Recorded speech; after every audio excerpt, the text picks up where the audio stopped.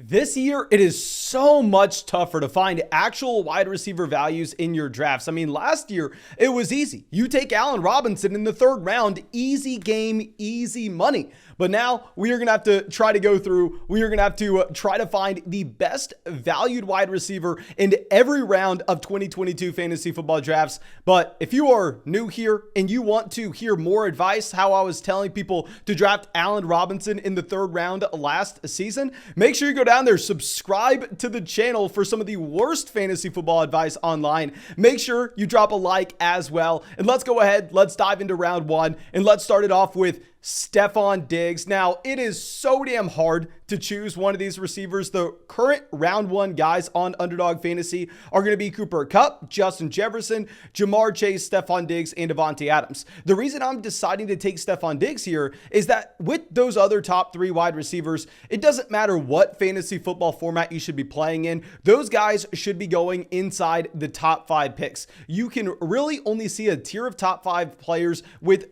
Taylor, CMC, Kupp, Jefferson, and Chase. I don't think you can include some of those other running backs with red flags, such as an Austin Eckler with touchdown regression or a Derrick Henry with the downgraded offensive line combined with his age 28 season coming off an injury. So with those top tier receivers, it's easy. It's a no-brainer. Everybody knows to draft them. However, I've seen in casual formats, Stefon Diggs falling to the 1-2 turn. And with Diggs, he is in a fantastic situation this upcoming season. If we compare him to the other late round one wide receiver currently being drafted in Davante Adams, Stefon Diggs has significantly less target competition. In my opinion, the combination of Jamison Crowder, Gabriel Davis, and Dawson Knox aren't close to what you're going to have in Las Vegas with the combination of Darren Waller and Hunter Renfrow. And if we also look at the quarterback play, we can expect that Buffalo is not only going to be a much more prolific passing offense with their pace of play, with their pass to run ratio and game neutral environments,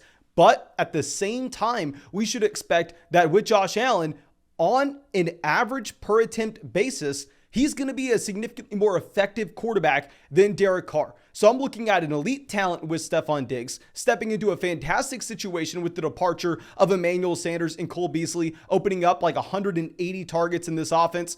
I don't think those are all going to get funneled towards the combination of Gabriel Davis and Jamison Crowder. I wouldn't be surprised if with Stefon Diggs this season, we see a 27% team target share. I think it's in the range of outcomes. We had that back in 2020 where Stefon Diggs was the wide receiver 3 in fantasy football with 96 receiving yards per game. So it's almost impossible to say that Stefon Diggs is a must draft wide receiver round one. All these round one guys such as Kupp, Jefferson, and Chase, they're must draft options. However, in a casual format, I think you're going to be able to get Stefon Diggs at the 1-2 turn, and the value you are getting on Diggs is going to make him that must draft player. Now, heading over to round two, we're going to take the complete opposite approach. We're going to look at CeeDee Lamb. Now, with CeeDee Lamb on Underdog Fantasy, where the smartest drafters in the world are, you're seeing that he's already being pushed up to be an early second round selection.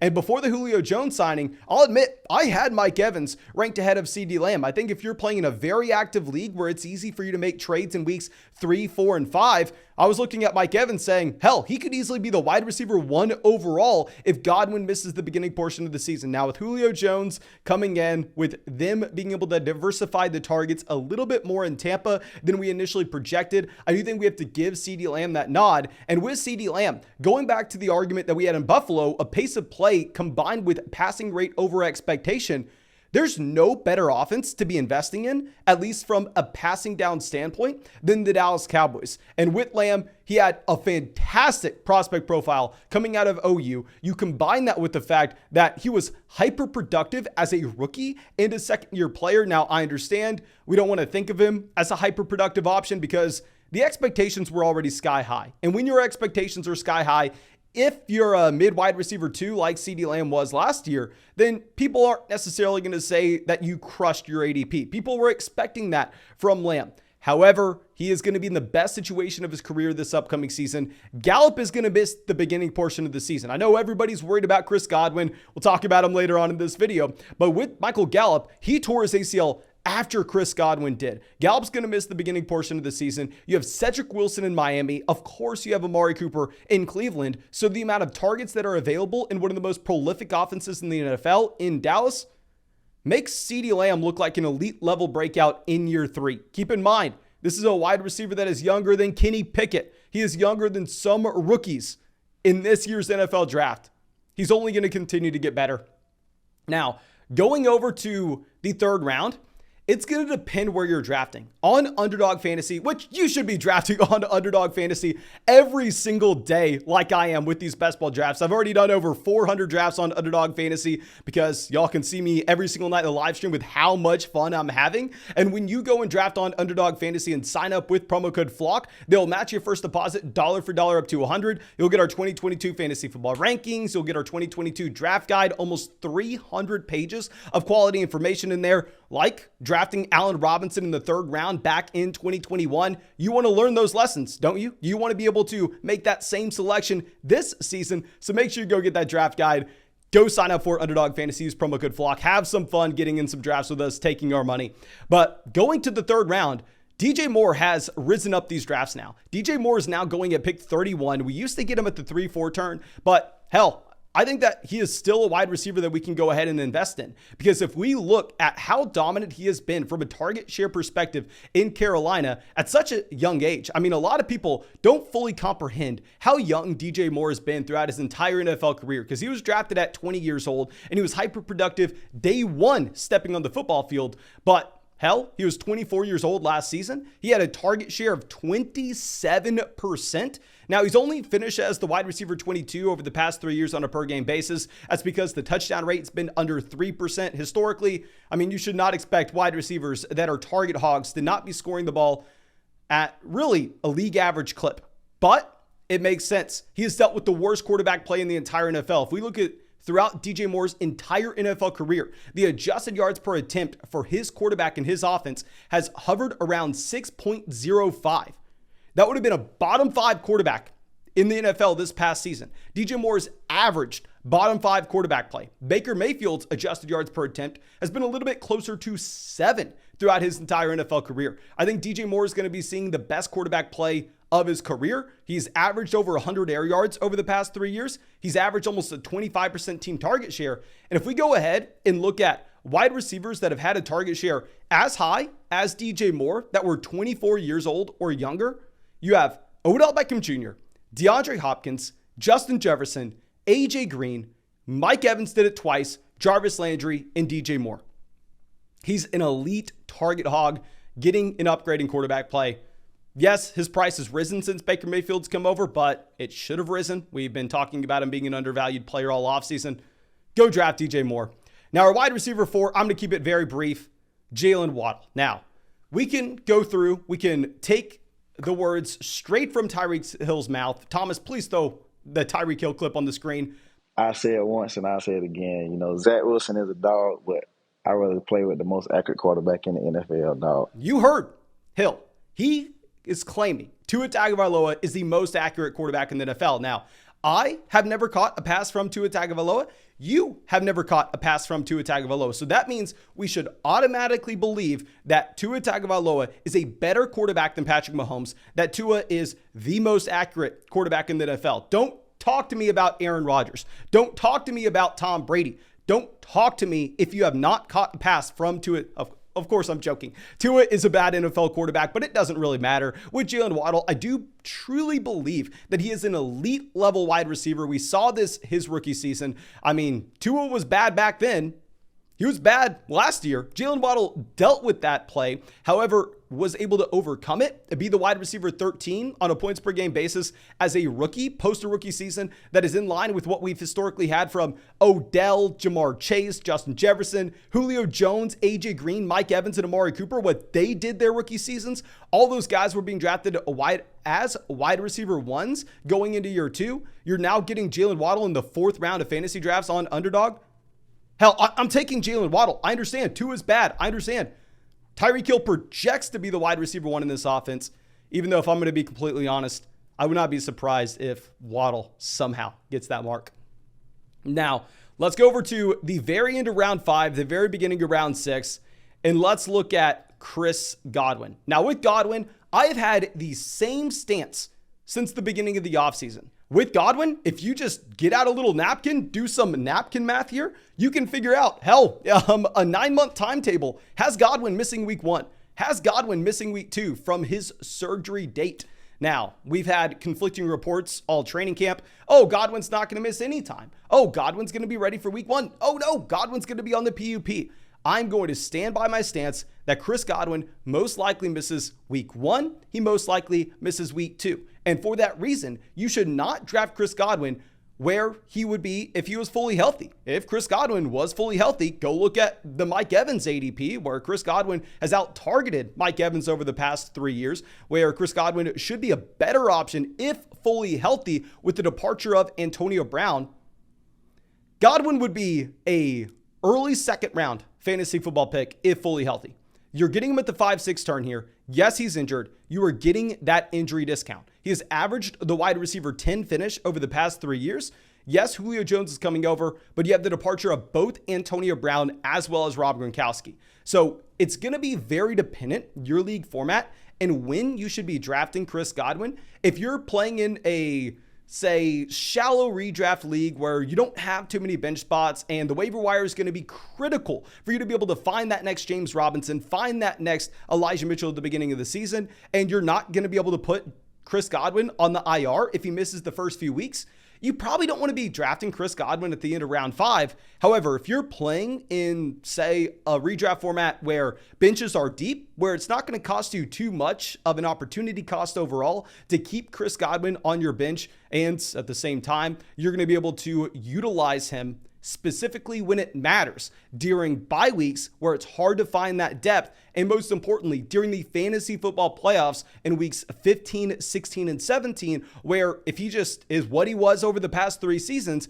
he's the wide receiver 10 on a points per game basis, you are getting more than enough of a discount on him, especially if you're drafting on Underdog Fantasy. If you're in like Best Ball Mania, where it's a $25 buy-in, and yes, first place in your 12-team league, second place in your 12-team league get paid, but there's a small percentage of every single league pot set aside for the massive tournament at the very end of the season for the teams that make it to the playoffs, where there's like $2 million to first, $1 million to second, and so on down the line. If you're looking at that truly elite level ceiling that Chris Godwin has for the fantasy football playoffs, I don't see how you don't take him at the 5-6 turn. Now, going into the 6th round, this is going to be a much harder range to pick out a wide receiver value. Usually in the 6th round, I find myself taking J.K. Dobbins, Josh Jacobs, Jalen Hurts, Elijah Mitchell. This isn't my favorite point in the draft to take a wide receiver. I have found myself drafting a decent amount of Adam Thielen as of late. It's a very boring pick, but if you look at the Minnesota Vikings and the fact that they're most likely going to be more pass happy than what they were over the past 3 years with Kevin O'Connell coming over, and you're getting the injury discount with Thielen compared to where he's been going in previous seasons, where you're now drafting Adam Thielen as the wide receiver 32 in fantasy, it's fine. I'm going to be completely honest with you. I'm probably not taking a wide receiver in round 6. I don't like the value after the Chris Godwin tier fall off. I'd rather grab an elite level quarterback. I'd rather grab a running back too, like Josh Jacobs, like J.K. Dobbins. I don't love where the wide receiver value is here. But now, a wide receiver that is my most drafted guy in fantasy, we were getting him in round 8. Now you're seeing his ADP skyrocket. I'm not going to be surprised if he becomes a round 6 pick very soon. I actually just took him at the 701 in a $1,000 draft I'm in. Michael Thomas, my most drafted wide receiver in fantasy. I've said it once, I'll say it again. Hell, you're looking at Christian McCaffrey as a top 3 pick across the board in fantasy football drafts. The last time we had a healthy Christian McCaffrey was 2019, but he broke fantasy football, so people are going, okay, yeah, obviously there's risk, but at the same time, he has a ceiling that can win us our league. So we're going to take him in the early first. The last time we saw a really productive Saquon Barkley was 2019, but people are correctly identifying, hell, there's a crap ton of upside with Saquon Barkley. Yes, there's injury concern, but let's go ahead. Let's take him in the 2nd round. Look at that upside. With Michael Thomas, people are seeing all of that. And at one point, his ADP fell down to being the wide receiver 40, and he fits a very similar profile. Michael Thomas is a wide receiver that has not been productive since 2019, has not been healthy since 2019, but when he was, he broke fantasy football. And I know a lot of people are going to go down there in the comment section, rightfully so, and say, oh, Mason, you clown. Did you not know that they no longer have Drew Brees? Yada, yada, yada. Well, guys, let's remember how damn good Michael Thomas is, because I'm telling you, Michael Thomas is a must-draft wide receiver when he is being drafted as a wide receiver 4 in fantasy. And I'm not telling you to expect Michael Thomas to be back to what he was in 2019. I'm not telling you that he is guaranteed to be a top 3 wide receiver in fantasy. Of course not. I would have him in 100% of my leagues. But we can look at the fact that he's a wide receiver that had 149 receptions. 149 receptions through 16 weeks. If we go ahead and convert that to what a 17-week schedule would look like, it's 158 receptions. Now, he's not playing with Drew Brees anymore. He doesn't have Sean Payton. How do we know if Jameis Winston, who also, the last time we saw him healthy, led the NFL in passing yards? How do we know that Jameis Winston is going to look to Michael Thomas very often? Fair point, fair point. Let's cut this production by 20%. Like, Michael Thomas, he's not going to break NFL records again. It's not going to happen. It can't happen. Let's say he's just 20% of what he was. Oh, you're telling me he gets 128 receptions this season? I mean, let's go ahead and let's change this to, say, he loses 30%. He loses 30% of his production. He still catches 100 balls this season. 7th round, you have to take him. You have to take him. Going to the 8th round, we just talked about this guy as well in one of my most drafted wide receivers videos. Treylon Burks. Treylon Burks was a horrendous pick after the NFL draft. I think you just had a lot of rookie hype overall. Trust me, I'm right there with you. I cover fantasy football 365 days a year, so I'm looking at that rookie class. I'm writing up rookie profiles. If you head over to flockfantasy.com, you'll see I have a rookie draft guide that's almost 150 pages. Like, we are grinding through these rookie profiles. So people got very excited about these rookies right after the NFL draft. They looked at the situation that Treylon Burks was in, and they pushed him up to being like a 6th round selection. That was a pretty bad pick. But recently in our $500 draft, I got Treylon Burks pick 100. Treylon Burks has fallen a tremendous amount, where now he is the wide receiver 46 off the board. He's going as a low-end wide receiver 4, high-end wide receiver 5. This is a rookie wide receiver that 100% has red flags on his profile. He did not run a full route tree in college. A similar complaint was made for a wide receiver coming out of Ole Miss back in 2019 with DK Metcalf. I'm buying in to Burks. I'm sorry. The situation in Tennessee is too damn good. This is going to lead us right into my round 9 wide receiver with Robert Woods. I think both of these guys are pretty solid values. We can go back to look at Tannehill's efficiency in both 2020 as well as 2021. Ryan Tannehill is a pretty damn good quarterback. This past season, the Tennessee Titans were the team in the AFC that got the first round bye. And if we're looking at the amount of volume that's going to be available in Tennessee with the departure of A.J. Brown, and combine this with the fact that the Tennessee Titans should have the worst offensive line this year than they've had over the past 5, all of a sudden, maybe they're not able to just go down there and pound the ball up the middle every single play with Derrick Henry. Derrick Henry coming off that injury, 28 years old. PFF has them graded out as the 6th worst offensive line in the NFL this season. I think Tannehill's going to throw the ball a little bit more than people are expecting this upcoming year. And I think if you're getting the wide receiver 1 in Treylon Burks as the wide receiver 46 off the board, and the wide receiver 49 is Robert Woods, hell, I'm completely fine with those price points. Now, going over to round 10, let's look at some Mr. Tyler Boyd. Now, with Tyler Boyd, obviously, it's a very boring pick. It's a very boring selection. But I think you're looking at a very comparable player to, say, a Hunter Renfrow, or one of the better slot wide receivers in the NFL. I mean, Tyler Boyd is a damn good receiver. We can go back to look at what he was whenever you had the league's worst team. Like, legitimately, they were the NFL's worst team in 2019. They got Joe Burrow first overall in the 2020 draft. They were the NFL's worst team. Tyler Boyd managed to average over 9 targets a game. Tyler Boyd had a target share at about 24% and 1.8 yards per route run.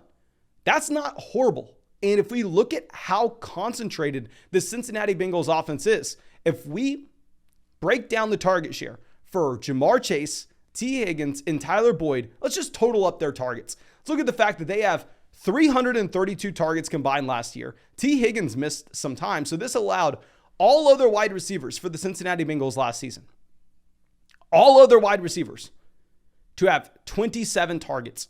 They only used 3 guys. I think that you're going to see this offense push the pace of play with the upgraded offensive line, have more passing volume overall in Cincinnati this upcoming season. And if we're looking at Tyler Boyd, he was the wide receiver 40 last year. The wide receiver 40 on a points per game basis, being drafted as the wide receiver 51 now. And we need to ask ourselves, what happens if Jamar Chase goes down? What happens if T. Higgins goes down? All of a sudden, Tyler Boyd's a wide receiver that, yet again, is seeing a 20% team target share. If you were to have one of those injuries, I think Tyler Boyd immediately becomes a top 24 wide receiver in fantasy. So he's being drafted near his floor, in my opinion, and you have the contingency upside if there were to be an injury to either T. Higgins or Jamar Chase. So when he's being drafted as the wide receiver 51, I'm going to really like that. And now our next round, this is going to be an honorable mention. I don't want to call Christian Watson a must-draft guy because, to be completely honest, we are going to have to monitor this knee injury. But Christian Watson is currently going about 40 picks behind Allen Lazard this upcoming season. I've said this once. I'll say it again. I would not be too surprised if Christian Watson ends up being the wide receiver 1 in Green Bay by the time it matters. By the time we get to week 6, week 7, week 8, when we are having those bye weeks and you need one of those depth wide receivers to slide into your flex, maybe Christian Watson is the guy by that time. And also, if he does take over, then with the efficiency you should expect in Green Bay, he should have an elite level ceiling for the fantasy football playoff stretch. But that should be it for this video. Please let me know what you think. Please let me know if you think I missed anybody. And yeah, I appreciate you. I hope you have a great day. And I hope we get to see you with the live stream tonight.